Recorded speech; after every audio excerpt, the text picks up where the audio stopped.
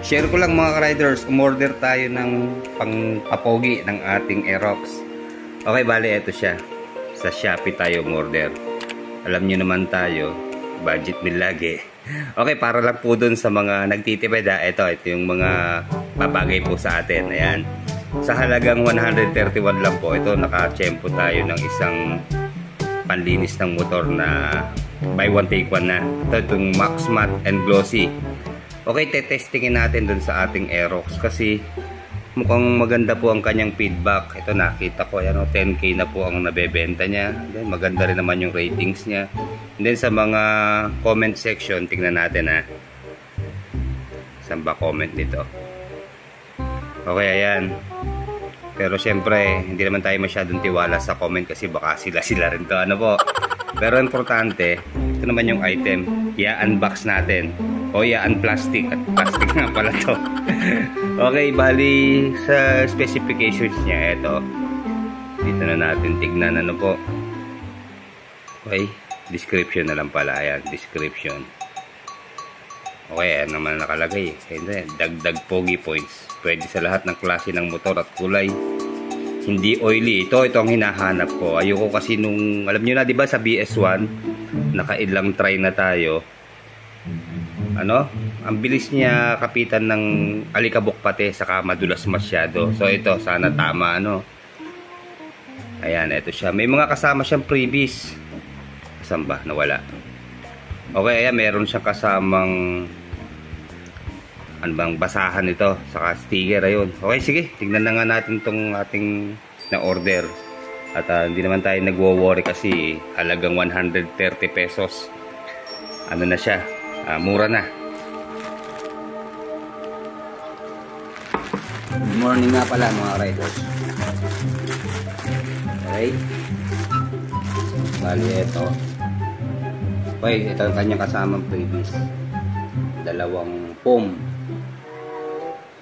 And then, asan pa yung favorite nating sticker? Wala. Nandito sa loob. And then ito, dahil buy one take one nga siya. Masyadong ano, higpit ang pagkaka-apple wrap niya. Pero okay naman siya, para hindi nga naman siya madami o maputas. Ang hirap ito. Bawa kayo, ito may kasama siyang basahan. Maganda itong basahan, oh. Laki. O nagusot tuloy yung sticker, ayun. Okay, ayan. Ito, ride safe. Totoo naman yung naandun sa kanilang naka-advertise sa Shopee, ano. Maganda itong sticker. Okay, sa lahat ng mga riders, always ride safe tayo. Gawin ko na lang siguro yung face towel ito. Maganda eh. Okay, ito na yung ating dalawang Max Matte and Glossy na panlinis. Ayan, bali 60 ml. So lumalabas 120 ml itong ano, ating nabili. Okay sige, subukan na natin. Ayan, dahil hindi kayo scam, Max Matte and Glossy, bibigyan ko kayo ng 5 star. Alright. Pero syempre, bago natin i-apply sa ating mga motorsiklo, basa-basa rin tayo syempre pag may time. Okay, ayan, una sa kanyang instruction, high grade quality of coating max. And then, not harmful to any paint or of your motorcycle and or car. Ayan, okay to. Friendly siya sa ating pintura. And then, last up to 3 to 4 weeks. And enhance the color or fading paint of your vehicle. Okay, sana totoo ano, na tumagal. Kasi pag ganito sa atin, ulan ng ulan, siyempre alam nyo na. And then, non-sticky and highly recommended wax for your inner and outer fairings. Di okay pa rin talaga. Puro pogi ang points ang kanyang sinasabi, di ba? Okay, how to use. Okay, yan. Put some one drop on your sponge and apply it to your target area. Wow, target area pa. Wipe it with towel and see the great result. Alright. Ayan mga ka-riders, nakakulambo pa si ating Aerox. Alam niyo po kasi dito sa aming garahe, kahit may bubong, ay para ko itong ano may poles, maraming butas, kaya tumutulo-tulo rin, kaya kinoberan na natin. By the way, ito pong cover na to ay very budget meal din po. Nasa 100 plus lang din po ang bili ko dito. So, ilalagay ko na lang po yung link para in case na interesado kayo. Yun nga lang po, medyo maano siya, manipis. Nga pala, hindi ko re-recommend kasi ayan, no, butas. Bagay, ito naman po, napaso siya ng, ng tambutso. Kaya nabutas siya. Napatapat dun sa ilalim eh. Alam niyo na mainit ang ating mga elbow, diba? O sige, tanggalin natin. Kakakarwas ko lang po nito eh. O kahuhugas ko lang siguro nung isang araw. Saka po, hindi ko muna ginagamit. Sa service ko lang po talaga sa trabaho. Pag dito lang, itong isa ginagamit natin, si Click. Ayan, bagong linis to. Tama-tama, a-applyan natin ng wax.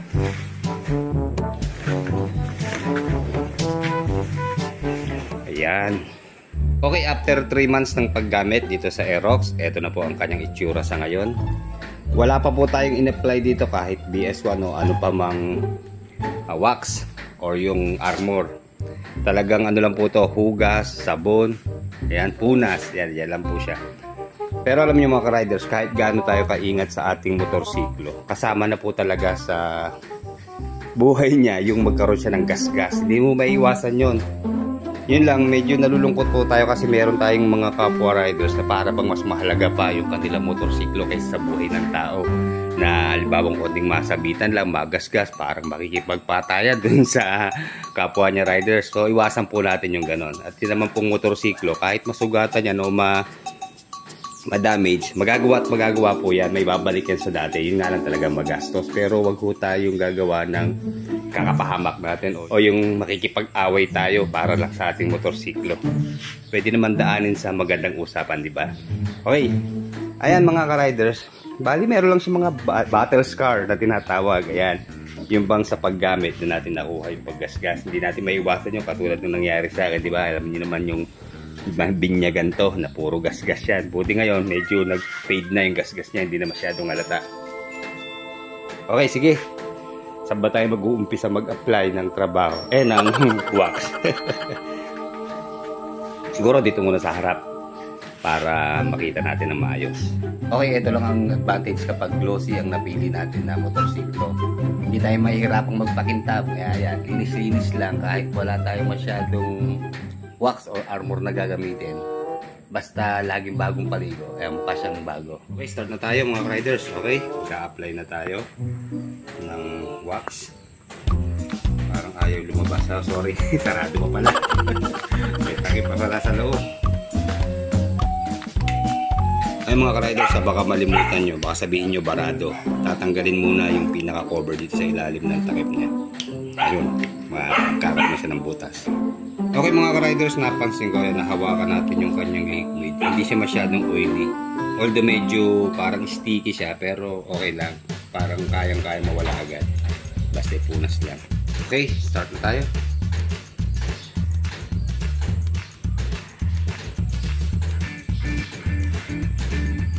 Yan, tama na muna yun. And then, i-apply natin dito muna sa kanyang front tail.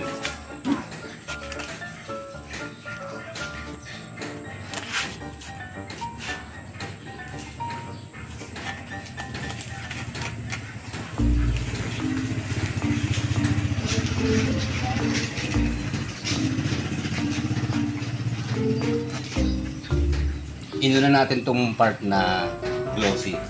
Pero all around siya, pwede rin siya dito sa kanyang mga matte color.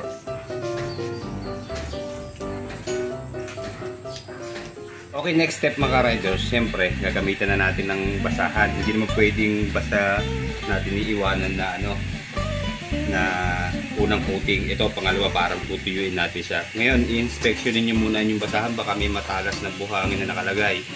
At yun ang magiging cause ng gas-gas niya na hindi natin napapansin. Okay, game. Okay, check mo muna. Ayan, hindi ko pala pupunasan, pero alam niyo, ang kintab na. Kaya pupunasan na natin, ha.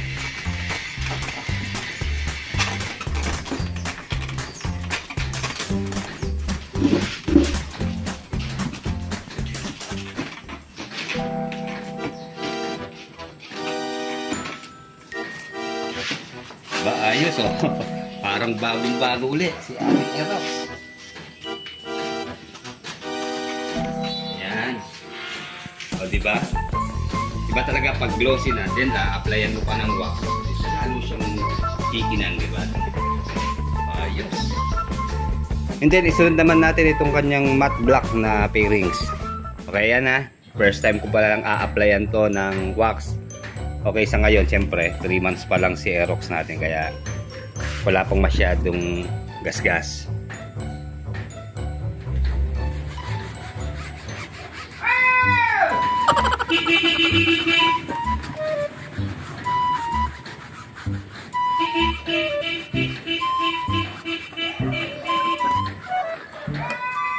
Okay, all around siya. Tingin ko pati dito sa visor niya yan, applyan na rin natin. Napansin nyo, marami ng gasgas tong visor. Siyempre, prone talaga yan sa gasgas dahil ano siya, plastic din siya.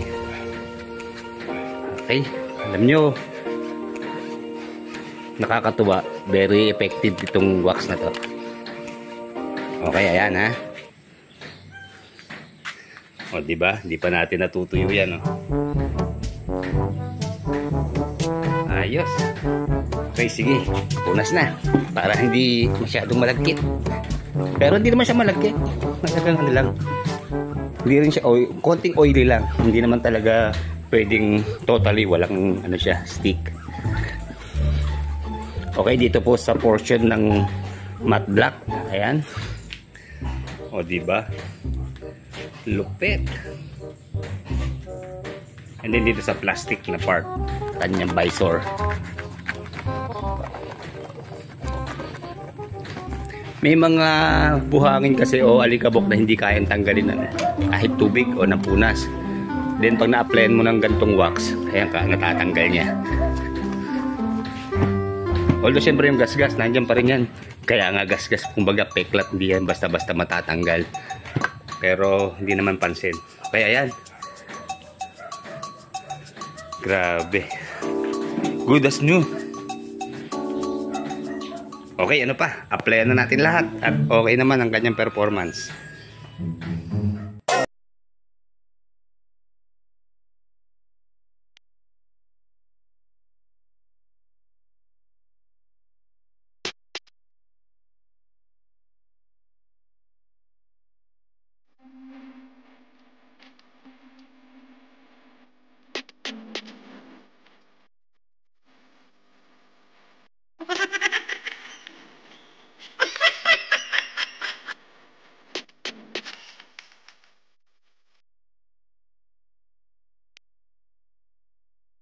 Okay mga ka-riders, check natin na itong hanggang ngayon na gas-gas.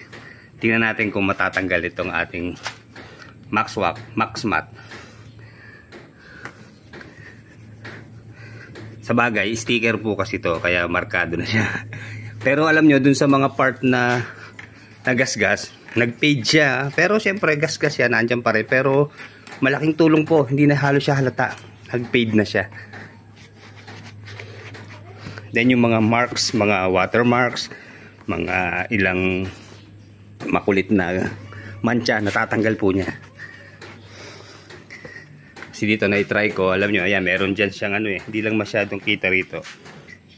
Ayan, pag in-applyan natin, ayan, nawawala siya. Okay, lalagyan ko na lahat. All around naman siya. Kaya to, wala na tayong masyadong gagamiting enhancer. Ito na lang, itong mismong Max Matte and Glossy na lang. Sa lahat natin i-apply na. Okay, diba? Mas tipid. Mas mabilis.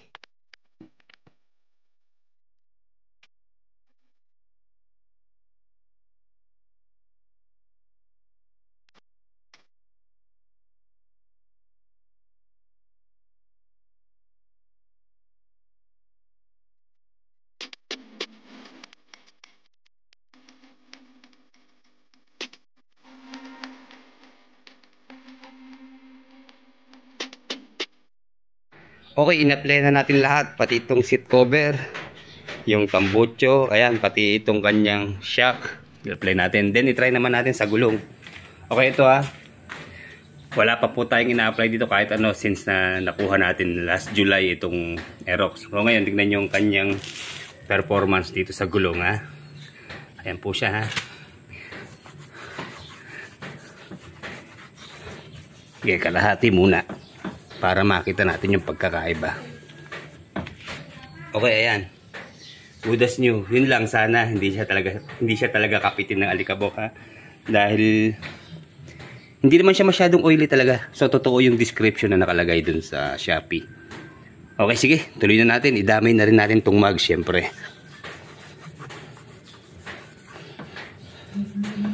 Ayan, natapos na tayo mga ka-riders. Bali, tipid siya kasi parang 10 ml lang ang nabawas natin, no? Ayan siya, di ba? Isang buong Aerox na. Lahat na, all around. Gulong, yung kanyang visor, yung pati side mirror. Lahat ng parts niya pwede nyo applyan nito. Yun lang, isang tip na ibibigay ko po sa inyo. Mag-ready kayo ng electric fan, saka isang pitchil na tubig at madi-dehydrate po kayo. Ito, naliligo na ako ng pawis. Pag talagang mainit sa labas kayo naglinis sa garahe, pwede ko sa loob ng aircon, diba? Pero hindi. Ganun talaga. Kaya siguro dapat tayo naman ang maligo. May amoy na. Okay, approve po at magandang performance ditong Max Matte and Glossy Armor. Armor nga ba? Grabe. Sabi sa inyo, pwedeng face towel to.